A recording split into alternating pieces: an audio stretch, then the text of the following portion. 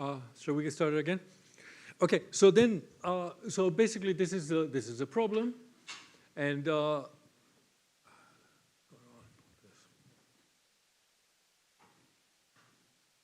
so as you will see, this is a layout. So that's a floor plan of the building. You have a staircase here.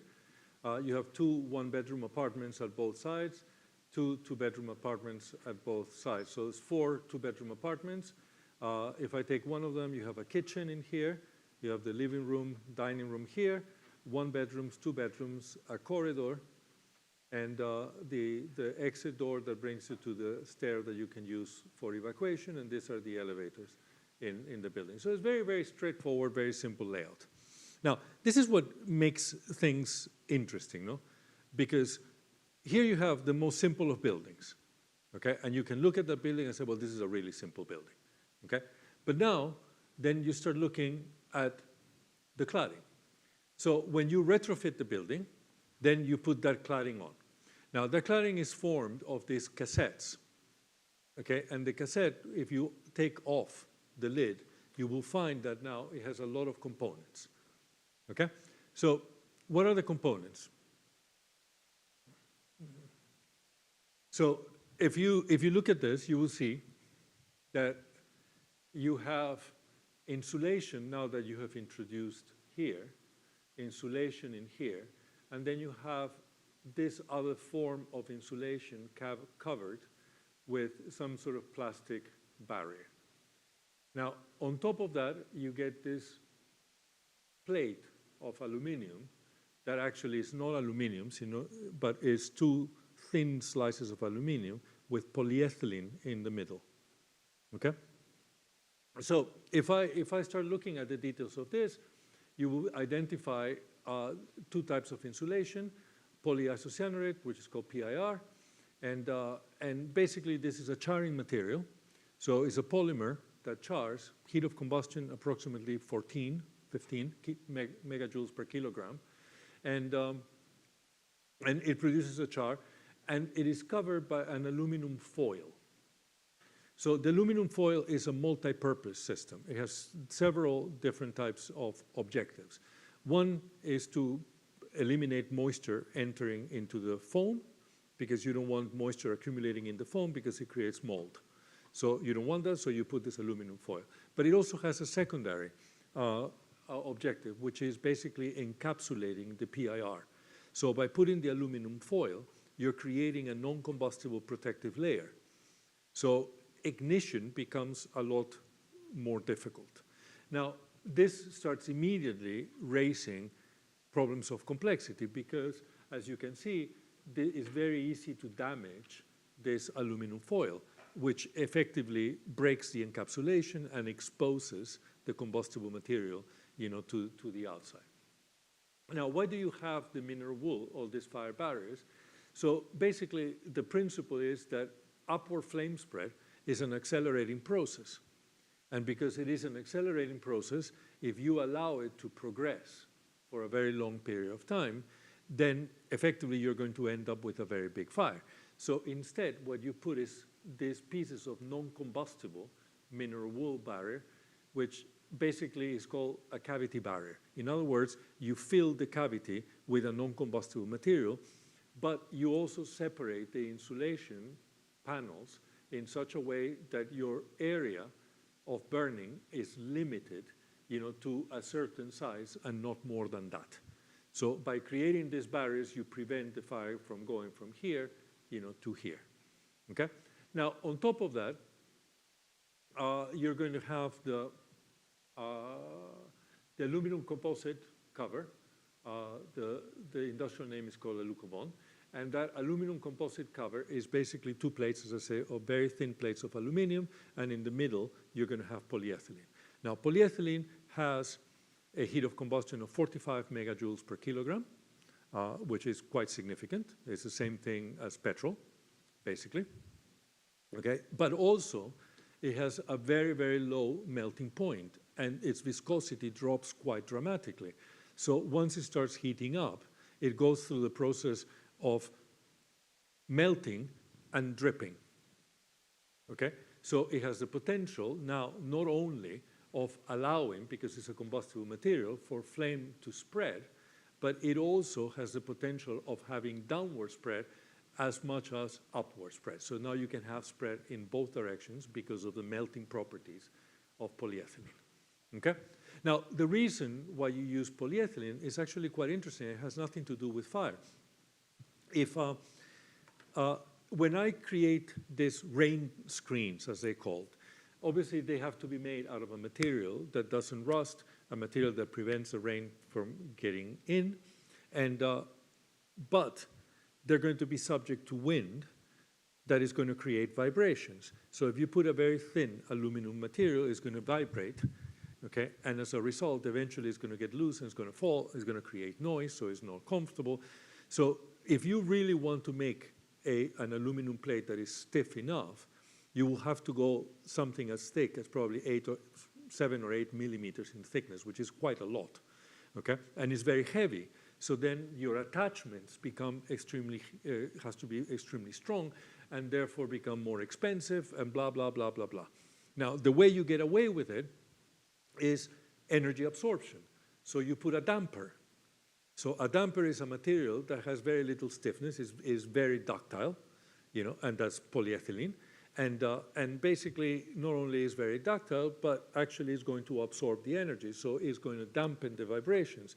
So you can put two very, very thin plates of aluminum, you know, to protect, you know, the material, encapsulating the polyethylene that just basically acts as a spring, okay? That absorbs all the vibrations, allows the thing to be kept very light, and as a result, you have a system that is extraordinarily lightweight and extremely practical. This product invaded the market.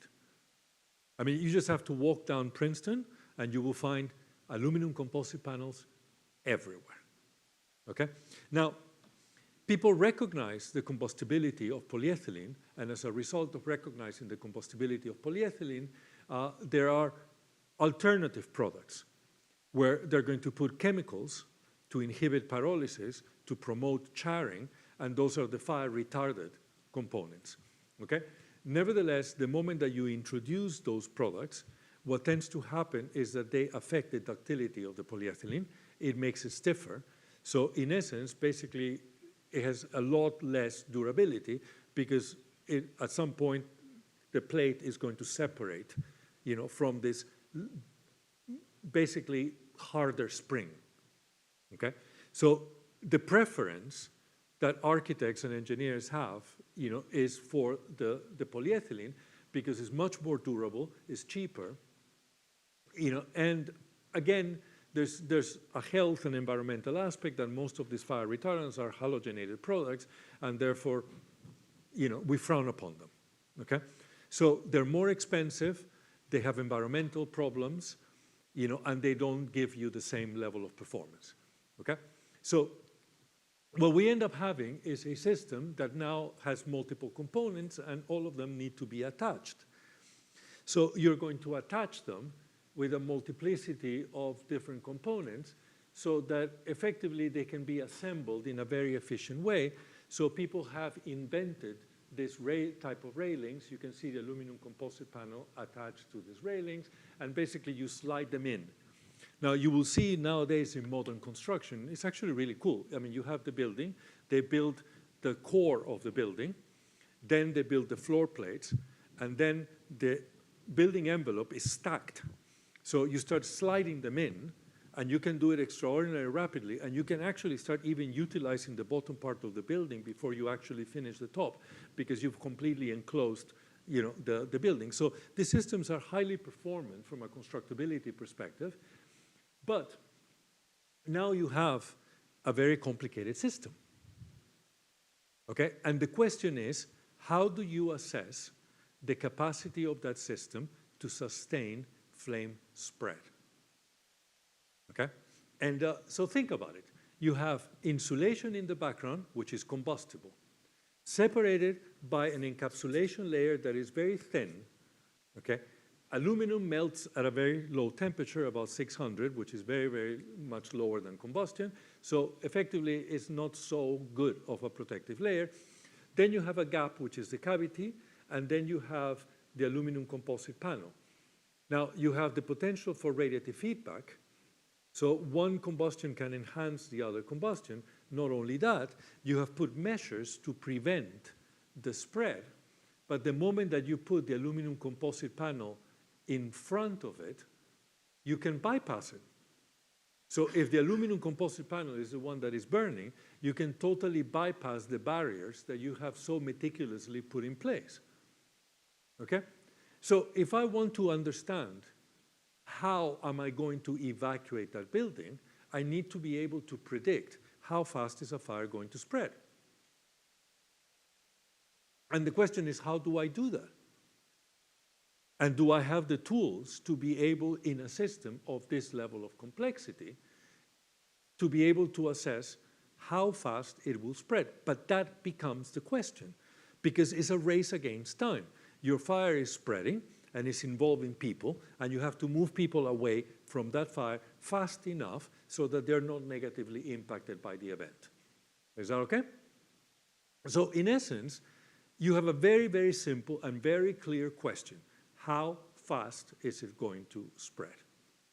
Okay? From a fundamental combustion perspective, it's an upward flame spread problem. But from a practical perspective, it's an upward flame spread problem with an enormous amount of components all linked to each other, and every single one of them affecting the performance of the variable of interest. All these things are going to affect how fast is it going to spread. What happens if I take the cavity barrier out? Is it going to spread faster or slower?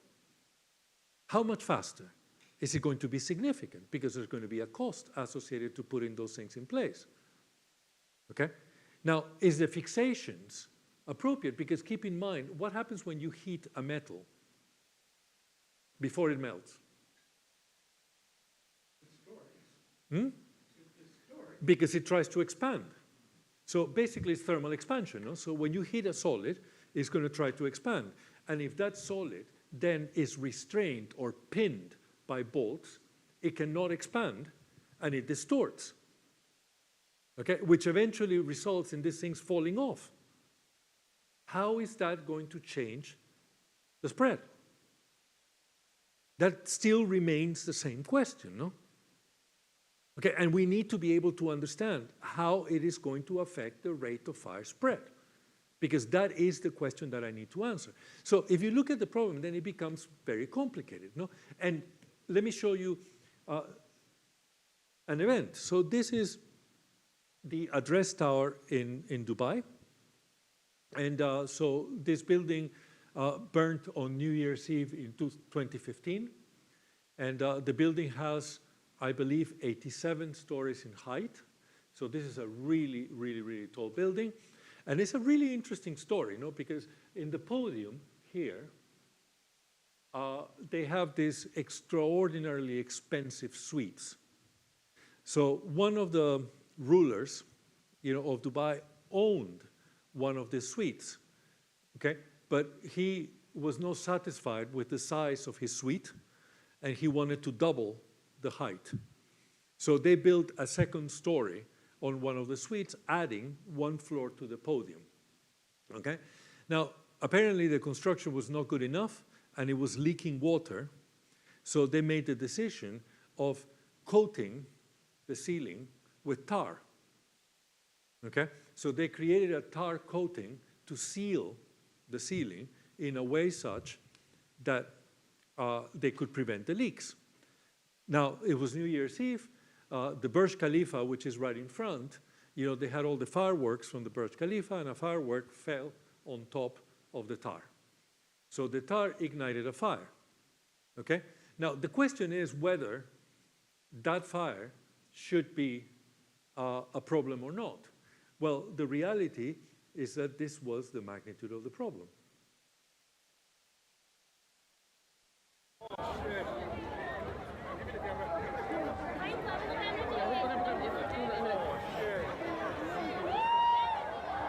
So you can see how it ignited in the balcony.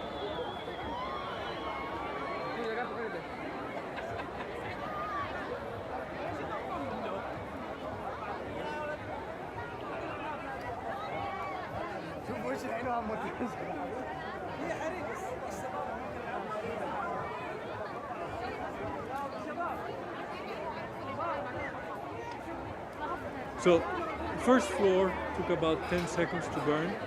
30 seconds later, you were on the third floor. 60 seconds later, 8 floors, which is more or less now. You can see how the bits and pieces are beginning to fall off. You know, bringing the fire also downwards. 120 seconds, in 2 minutes you will have 16 floors burning, and then it just basically keeps itself.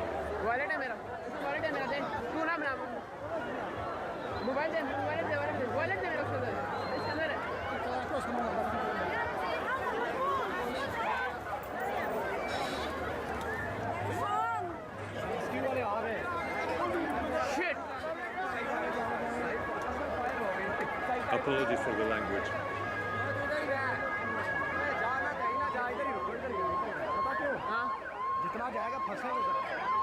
So at this point, the firefighters arrive. Now, can the firefighters fight a fire this big? Shit, man. You know, then again, that's another question related to fire spread. No, it's going to take them a certain time. Oops, what happened? Oh, God.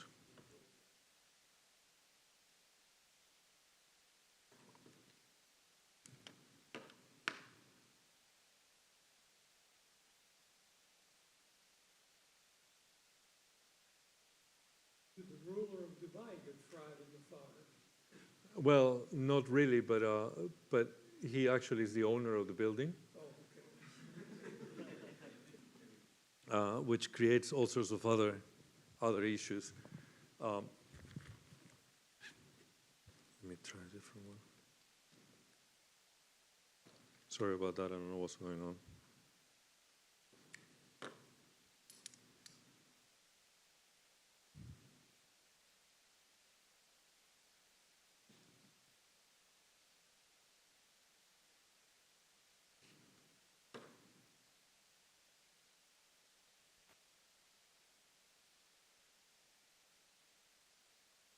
Seems to be there.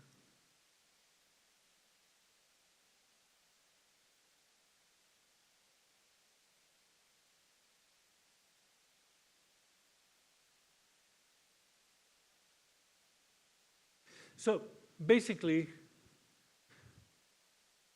this is it. So effectively, you have a heat of combustion of this polyethylene, 44, 45 megajoules per kilogram, a melting point between 120 and 130, an ignition temperature between 320 and 340, and I'll talk a little bit about the concept of a critical heat flux for ignition, which is the minimum heat flux that you need to actually ignite something. And so that characterizes the polyethylene, but not the ensemble, okay? Now the question is, how does this fail, and how does this allow for fire spread? Now the result is here, 31st of December 2015, pre-Grenfell, same material as in Grenfell, and is one of many of these iconic fires with this polyethylene. So in essence, here we have a problem. Now, in 2 minutes, this building had pretty much burned to its integrity, but nobody died.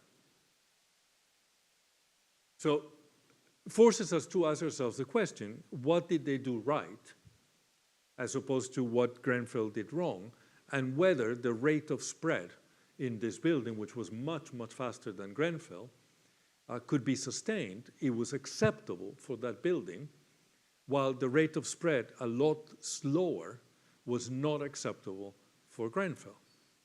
So you can start seeing how the importance of understanding the rate of spread in the context of the problem that you're addressing can change completely the outcome. In the majority of these building fires, people don't die, okay? And they don't die for certain reasons. And it is because the building is designed to tolerate a much faster rate of spread. While in certain buildings, the rest of the building is designed in a way such that it only tolerates a much slower rate of spread. And there's other additional features that need to be considered. But in essence, you can start seeing the relationship between the combustion problem, as complex as it is, and the rest of the building design, the architecture, the civil engineering, everything that goes in the design of the building that can completely transform the outcome. And we need to be able to consider these things in a very careful way. So, in contrast, in June 14th, 2017, about a year and a half later, past midnight, there was a 999 call. 999 is the British equivalent of 911. And basically a call by Mr. Kabide, which was the owner of the unit where the fire started. Fire started in a small refrigerator, tiny little fire, that eventually entered the cladding and ended up burning the building down. LFB is the London Fire Brigade, so it informs the firefighters that there's a fire in the kitchen of his apartment, flat 16, which is in the 4th floor of the building. So 2 fire trucks arrive, and because this is a stay-put building, there are certain provisions of firefighting that are associated to fighting a fire of that nature. So the firefighters will get a call and say, there's a fire in a stay-put building of this nature, and then they will send appropriate provisions to fight that fire, and I will explain that in a minute. So let me show you a video. So this fire was so significant in the United Kingdom that it was deemed a problem of such social importance that the Queen at the time called for what is called a royal public inquiry. A royal public inquiry, as opposed to a legal system in most other places, is a non-confrontational legal assessment. So basically they put a Supreme Court justice, an equivalent Supreme Court justice, to run an inquiry in which they bring a whole bunch of experts to decide what happened and how to prevent it. Now, once they've sorted all that out, then all the more civil litigation can go through and people can start suing each other, and try to recover money and put people in jail and all these other things that happen. But the public inquiry is done above everything. Now, interestingly enough, the public inquiry has lasted for 7 years. They've been working for 7 years, something like 250 lawyers, with a whole array of experts trying to really understand how we got to this point and how we prevent it. Okay? Now, this is a video that was part of the testimony of Professor Bisbee from the University of Edinburgh, who was one of the experts, and shows more or less the sequence of events. Okay, so I'll let it run so you get a sense of how the fire went. So it's a collection of videos that were published all over the place, and basically compiled all, to support the work of the public. Fire. But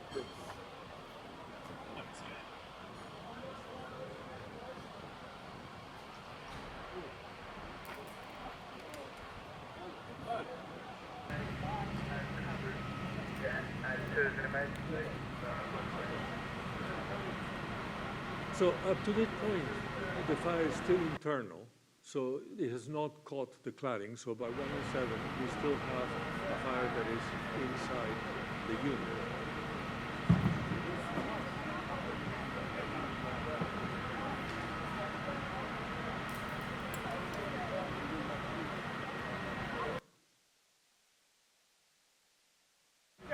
So you're about 10 minutes into the fire and it's still within the unit.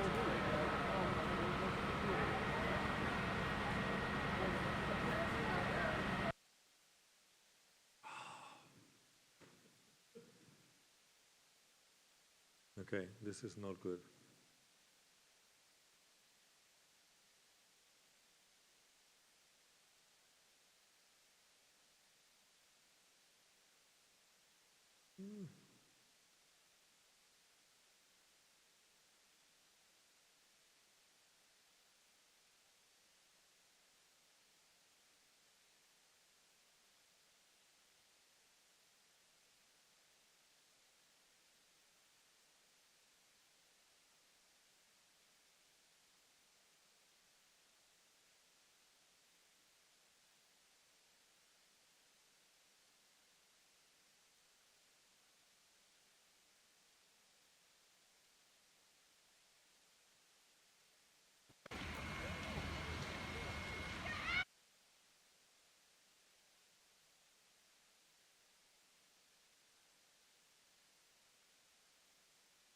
Let me move it a little bit forwards.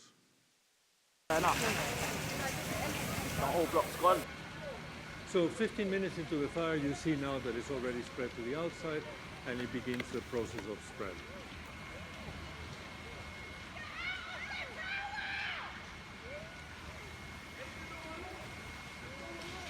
Now, if I advanced a little bit,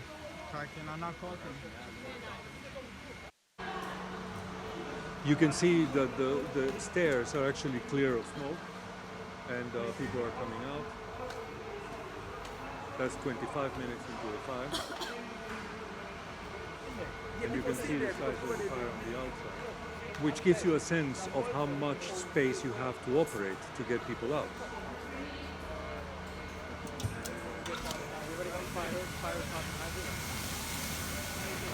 But you can see at this point, oh God. Anyway, I think I'm going to skip the video. Might be the video. If anybody knows why this might be happening.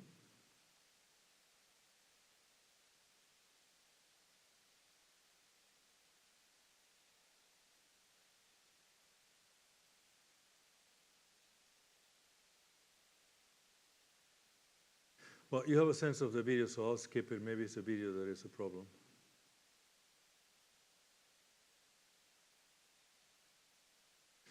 Okay, so basically you have the fire.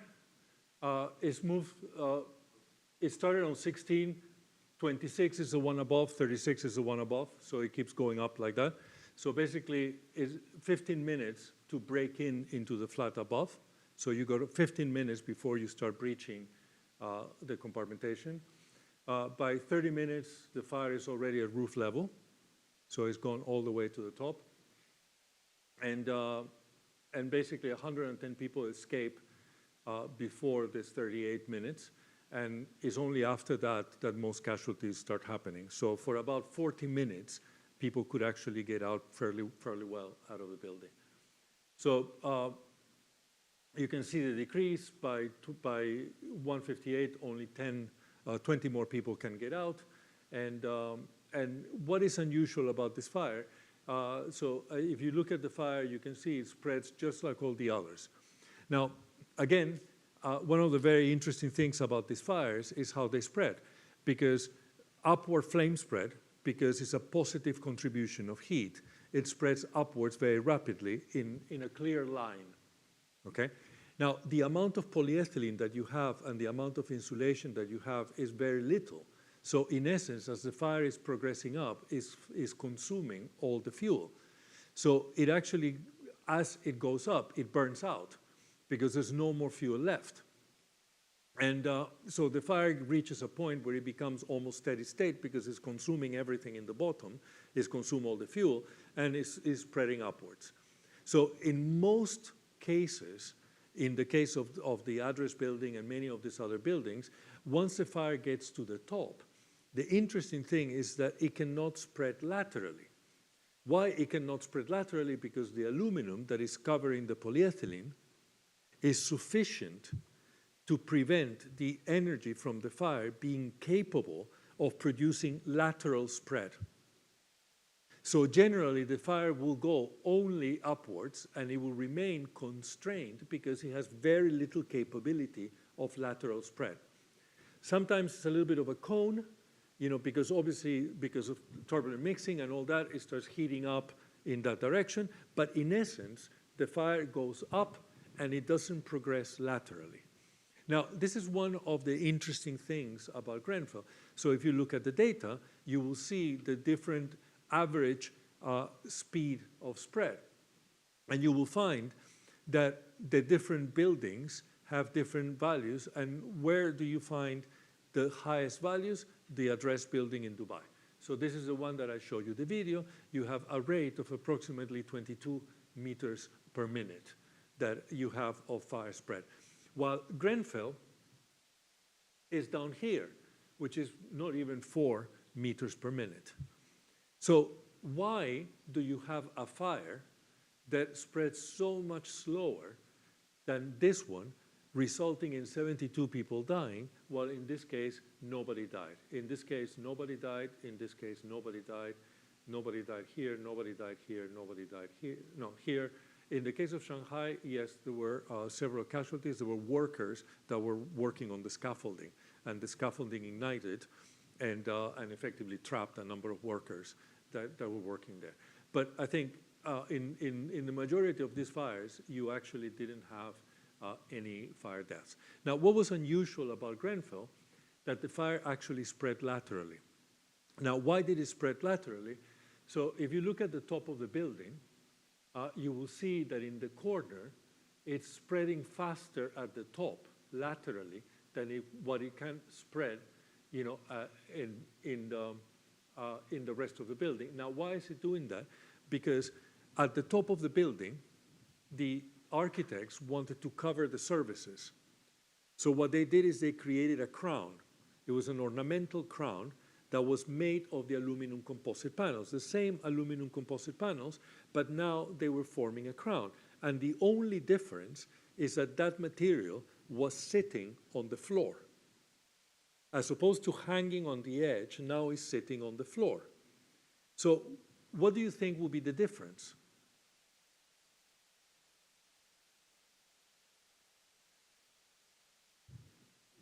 So if it's sitting on the floor, It would block the vertical motion. yeah, Vertical motion would be blocked, mm-hmm. and therefore it would spread laterally. Well, but it doesn't have energy. You know, because it's gone all the way to the top. And then yes, of course, it cannot keep going because there's no more fuel. But it's actually kind of burning out. But what is the difference of the fact that you have a floor as opposed to not having a floor? Yeah. You create a pool. So you create a pool underneath and you get radiative feedback. Now, that radiative feedback of the pool that is built underneath is sufficient, you know, to basically affect the aluminum and loosen the protection, and that allowed the lateral spread. And that's what allowed the fire to go all the way around the building. So if you look at the second diagram, you will see how now it's turned around and is getting into the next phase, and it's doing it from the top. Now, what happens next? These big chunks and the dripping polyethylene start falling down and start igniting fires below. You know, and then effectively the entire building, you know, gets enveloped. But that simple architectural decision of putting a crown and putting it on top, all of a sudden transformed completely a fire that actually was less onerous in its vertical propagation into a fire that becomes lethal. Because now it envelopes the entire building, and then people start being compromised because they don't have anywhere to go. Well, in the case of the address in Dubai, I mean, when you go to the corridor, it was fascinating. You get to the corridor, and the corridor looks perfectly clean. You open the door to the left, your floors are sagged, your entire facade is completely destroyed, all the units are completely burned. You open the door to the right, perfectly clean. Nothing in the other side. So people can actually move from an unsafe place into a safe place, while here you made the entire building unsafe. Okay? So, in essence, again, the understanding of vertical flame spread, the understanding of lateral flame spread, the understanding of the role of heat feedback in all this starts becoming really fundamental in understanding and being able to predict how the system is going to operate within the context of the complexity that you have. So, 2 hours and 47 minutes, the firefighters basically dropped the towel and said, just get out. So whoever was left, they started telling people to get out, but at that point, the stairs were filled up with smoke, and effectively that decision becomes very difficult because you're telling people, get out of an unsafe place and move into another unsafe place, you know, without being able to really assess whether one place is worse than the other, okay? So at the end, what happened? You know, what basically happened was that you had a tiny little fire. The building should have responded properly, but the building didn't. It created a flame spread problem that became completely unmanageable. And that flame spread problem created timescales for the growth of the fire that were too short for our capacity to remove people in a safe manner. Okay? So how do we stop this from happening again? What is what we need to know? We need to be able to establish how a fire spreads in this type of complex systems. And the quantitative value that we need to be able to calculate is what is the flame spread? What are the ranges of conditions that will allow flame spread? What kind of feedback I need to prevent to stop lateral spread? All these things are the things that I need to be able to understand. So, and basically it becomes the responsibility of the designer or the manager of the building.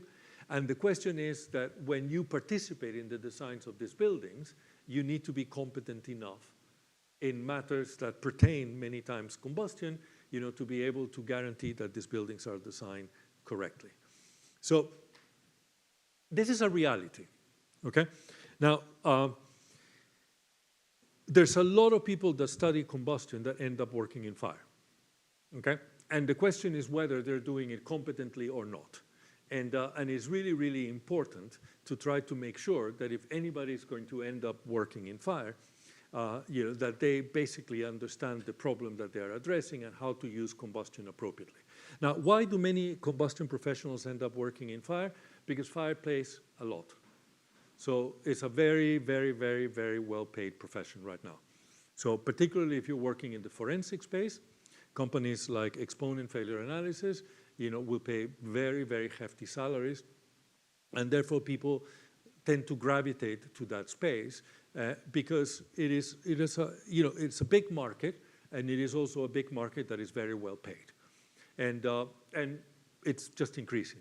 So there's more and more, with all these technologies moving so fast, there's more and more and more space for fire professionals. And of course, people that have a combustion background tend to have a great advantage because obviously they understand a lot of the fundamentals. So what do you need to know to discharge your duties competently? And that requires understanding the problem, understanding what is necessary for you to know, how it is defined, and then who is the individual who defines it.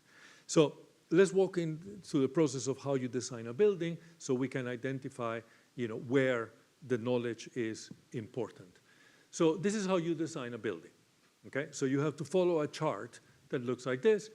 So basically, the basic component in a building are materials. And those materials are going to have properties. And those properties have to be used to establish the performance of the products that you're constructing. So if I'm constructing an aluminum composite panel, I will have aluminum and polyethylene. I know the properties of aluminum, they're pretty straightforward. I know the properties of polyethylene, they're pretty straightforward. But when I put the two of them together, I have to be able to establish what is going to be the performance of the product. Now, that product then is going to be assembled into a cassette and put together as a component of a building that eventually you're going to assemble cassettes to create the building envelope. And then you're going to assemble that building envelope to the building to create, at the end, a building. And it is the building that has to be safe, okay? So when you're talking about compliance with the expectations of society, you have to address the building, and that's what needs to be safe, okay? So products, materials, and assemblies are not compliant. They have performance characteristics, and that performance needs to be able to be verified. So people should be able to understand how to calculate that performance and verify that that performance was calculated properly. And for that, you're going to have concepts like quality control, inspection and verification, and of course, enforcement is always important. So in essence, that's how a building, building design works. And you're going to have manufacturers involved, designers, builders, and all these people have to act with competency and integrity. So where generally most combustion people end up working is when something goes wrong, and you have to establish at which point something was not done correctly. And at that point, you have to start getting into the intricate behavior of all the systems, and that basically allows for the use a lot of skill. So depending on what task you're undertaking, you need a different knowledge, and at the end, it is really a team responsibility because you're working with architects, with structural engineers, with civil engineers, all sorts of different people that work together. So At the end, the concept is the building that is compliant, so at the end you have to assess the performance of the entire building and make sure that it works correctly. So what is a safe building?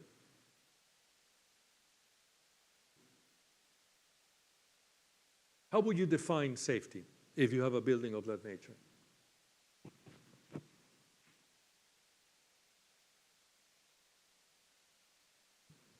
What would be your objective?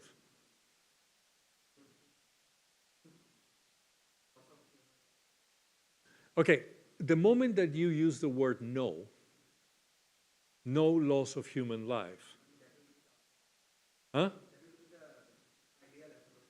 Well, but can you ever guarantee no? You see, already you have to start thinking in a careful way, because you cannot set yourself an objective that you cannot quantify. Okay? So already at the starting point, you know, the objective becomes a very, very difficult thing to define. And it has to then be linked to all the physical processes that then support that objective. So if you start by saying no, then there's no role for combustion research. Because you will never be able, you know, to prevent, you know, some crazy person that does something really silly inside the building. Okay? So the thought is a very interesting one, and there's options. You can actually say things like, for example, you tend to write, you know, regulations and building codes and things like that. You tend to write them in terms that they can be calculated. So you will say things like, you know, give the best chance to all the occupants to be safe. Okay, and you define best chance. Okay, and so then it is possible, because you can define best chance as saying, well, to a probability of 10 to the minus 6. Okay, so you can always make those definitions, and but any absolute term will never work. So the way in which we design everything, and particularly the way in which we design buildings, is always around the idea of preventing the hazards. Okay, so most of the times what you do is you establish a load, and then you have parameters and models. The parameters fit the model, and then that gives you an output. And that output then is what defines performance, and on the basis of that information, you can make a decision. Okay? That's the way the design process goes. So now, if you are in an earthquake, for example, then the load will be a seismic load, and it will be a certain amount of energy that comes in with an amplitude and a frequency, okay? And because there's a whole range of earthquakes that you can do the same thing, but you can do it in a probabilistic way, okay? So basically, you can put a probability distribution, you know, some sort of PDF, you know, that basically defines your load. You can, the parameters, for example, what is the yield strength or the heat of combustion, are never 100% precise, so you can put a probabilistic function around it. And then basically carry that through the process until you get a probabilistic function of the outputs, and your performance now is defined in probabilistic terms. Is any of you familiar with the term ALARP? So ALARP is used in most of the petrochemical industry, and is basically as low as reasonably possible. So it defines what society accepts, and is normally represented in what we call FN curves, and I'll talk a little bit more about this. And basically tells you what you're willing to accept as society, what is what you're not accepting, and what is, you know, what is the range in which is as low as reasonably possible. So N is the number of fatalities, and F is the probability. So if you're going to have an event that is low number of fatalities, you accept that the probability can be higher. But if you have, for example, a nuclear power plant failure, okay, that is going to have a very large number of fatalities, then you only accept a very low probability. Okay? So basically, the ALARP can be represented in a number of different ways, but in essence, represents a probability as a function of the number of fatalities. And that's the way in which you tend to define risk. So in essence, risk is the probability times the consequence. The bigger the consequence is, the lower the probability that is acceptable. okay? So basically, if you are going to have 100 fatalities, then acceptable becomes something of the order of 10 to the minus 6. Okay, that's typical for a building. We design everything in buildings or in general industry is designed as 10 to the minus 6.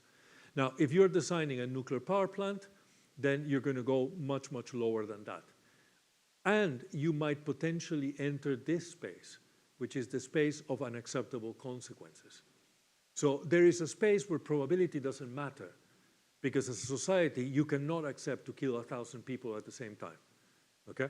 So you have boundaries to the concept of risk. The concept of risk, which is probability times consequence, only applies in the area where your consequences are potentially manageable, okay? Now, if you go too far, then it becomes completely unacceptable, or if you have a system that has too high probability of failure, then you just simply have to assume that it fails and then look at the potential consequences of that failure, okay? So that's the way in which we design infrastructure. So typical numbers, occupational health and safety, 1 in a million is what we actually look as potential fatalities, 10 to the minus 6. A car crash, because it takes a small number of people that are affected, generally you would accept 1 in 1,000, and a fire is 1 in 100,000. Nuclear power plant can go all the way to 10 to the minus 12. Okay? Yeah. Is there any meaning to the fact that if I go along each of those lines, the product of the frequency times the number of fatalities is a constant? Yeah. It's done on purpose. Okay? So, as arbitrary as the definition is, it's effectively a guidance that people use of what society is willing to accept. Okay? And if you design a petrochemical plant and all these things, basically the idea is all these things are equal risk, and therefore the product has to be a constant. Okay? So in essence, that's the way in which we design buildings, and in fire-safe design, basically we construct a story of how all these things work in a manner such that we actually control the growth rate or the evolution of a fire. That is our objective, okay, to control the evolution of the fire. So let me go a couple more slides and then we'll take the final break. So let me structure the fire safety strategy for Grenfell, okay? So what we did, or the designers did for this building? The way they constructed the fire safety strategy is they said, okay, well, the objective is to give all occupants the best possible chance for safety. That's the functional requirement, okay? Now, how do we achieve it? The way we practically create a construct that enables me to achieve it is by effectively saying, well, if there is a fire in this building, the first thing I need to do is tell people that they have to get out. So you put a smoke detector or some alarm system. Now, this is already a very interesting relationship between combustion and an appliance. Because how does a smoke detector work? Any of you know how a smoke detector works? You have one in your homes. Huh? Is it? Does it? Does it?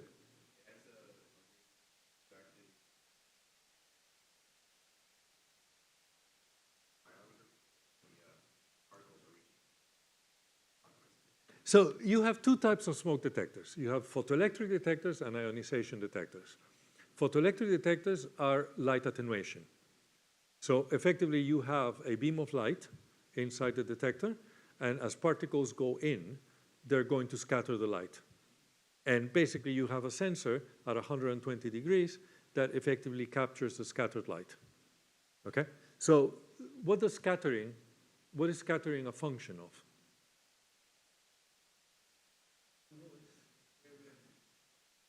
Particle size and particle density. No? And the morphology of the particle, because it's an extinction coefficient, no? Okay, so it's basically those three variables. Which one is more important when it comes to light scattering? Particle size or particle density? the diameter. So it's particle size. Yeah, so it's very sensitive to particle size. Okay, so you can have a small amount of particles, but if they're big enough, then the detector will be very sensitive. Okay, then the other form of detection is the ionization detector. Okay, the ionization detector is a little chamber that has some radioactive material. Okay, and that radioactive material creates ions, so that when the particles come in, they absorb the ions and reduce the current that is flowing between the chamber. Okay? Now, what do you think is more sensitive to? Particle number or particle size? Strictly particle surface, total surface area, so the smaller particles may be more effective. Exactly. So ionization detectors work very well for a lot of tiny particles. Okay, while photoelectric detectors work very well for big particles. Okay? Now, when you look at a fire in its very incipient stages, you have to recognize what type of particles you're producing. Okay? So flaming fires, particularly if they start becoming turbulent, they are going to produce a lot of very small particles. While slow-growing fires or smoldering fires are going to produce aerosol droplets, okay, which are very large and very effective when it comes to scattering. Okay? So nowadays, 30 years ago, most detectors were ionization. Today, to cover the whole range, we have what we call combination smoke detectors that have both a photoelectric chamber and an ionization chamber. Okay? So you're taking advantage of both and you're covering from the large particles to the small particles. Okay? So, but there you have the design, optimized design of a smoke detector system is actually requires the clear understanding of the combustion products of a diffusion flame of the nature of a fire. Okay? So basically soot yields, aerosol yields, all these things need to be characterized if you want to design properly a smoke detector. Now, the objective is that the smoke detector gives you an alarm very early on, and we've achieved that objective. I mean, you burn a toast, and your detector is screaming, no? I mean, we've achieved it, almost to the point that nuisance alarms are our problem. Our problem is not sensitivity, it's to make sure that it doesn't activate every time you get out of the shower. Okay? So the problem is almost at the other end, but we do have very sensitive detectors, so we've done that. Okay? Now, then what we do is we create a first level of what we call compartmentation. In other words, we create a barrier. Okay, and that barrier is trying to box the fire here and not allowing it to get into the corridor. Okay, why? So that people can exit into the corridor and they are already protected. But this is inside your apartment. And nobody really can control what you do inside your apartment, so you can wedge your doors and do all sorts of different things. So we create a second level of compartmentation for redundancy. In other words, we create another barrier. Now, how do we design those barriers? We need to understand what the combustion processes are and what kind of heat input, the load, is delivered on the structural system to know if the mechanics of the structural system will continue to contain the fire. So you need to understand what kind of heat is being generated by this fire and how it's being transferred into the structure to be able to design your structure appropriately. Now you can put another level of redundancy, which actually also protects the neighbors, because now the fire cannot get into the neighbor's properties. And also, this door now is in a public space, so the building managers can control it and creates a better level of protection for the building than what you had before. Okay? So on top of that, I'm going to put a third level of compartmentation to basically protect the stair so that smoke cannot get into the stair. Smoke tends to be what kills most people, not heat. Heat takes a long time to move away from the unit, while smoke can very rapidly propagate through spaces. So to prevent that, I'm going to introduce ventilation in the corridor, because that's a weak link between the unit and this stair. okay? So in essence, I have 4 levels of redundancy, okay? So that basically allows me to say that if I have a fire, the fire will be most likely contained within 1 unit, and in the event that smoke gets out through this door, the ventilation will pick it up, and even if something overcomes the ventilation, then the stair is protected, and here you have your safe space, okay? Now, there's the outside. The way to bypass all these 4 levels of redundancy is by allowing the fire to grow through the outside, no? So I have to make sure that the fire doesn't progress through the external wall system and also provides the same level of encapsulation, okay? Now, if you think about it, smoke management is all about extracting the smoke away from the place where it's being produced, okay? So you need to know how much smoke you're creating. And that is fundamentally a combustion process to be able to calculate how much smoke is being produced, so then you can calculate your fan so you can extract it out and make sure that no smoke remains in this space, okay? So as you can see, the structural characteristics of this depends on the nature of the fire. The smoke management depends on the nature of the fire, and the performance of the smoke detector depends on the nature of the fire, okay? Now, if all this works correctly, then the fire load will be a 1-unit fire. So that becomes my tangible objective. So as an engineer now, my entire objective is to guarantee that the fire never leaves a unit, okay? And that's something that an engineer can do. An engineer cannot answer the question, how do I make everybody safe? But an engineer can answer the question of how I keep the fire in the box, okay? So in essence, I have everything, and on the basis of that, I can actually say that everybody else in the building is safe, so everybody can stay put, okay? And everybody stays in place, which allows me to give the firefighters the privilege of being the ones who have priority over the stair, so they can use the stair to fight any fire event. And once they control the fire, then the problem is over. So you give priority to the firefighters by making sure that nobody is in the stairs when they come in to fight the fire, okay?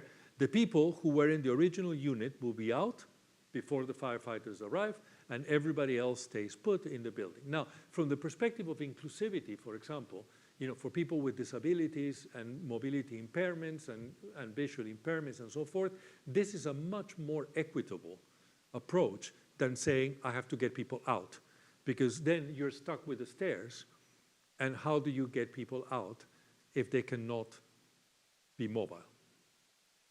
So, in essence, that's the story, okay?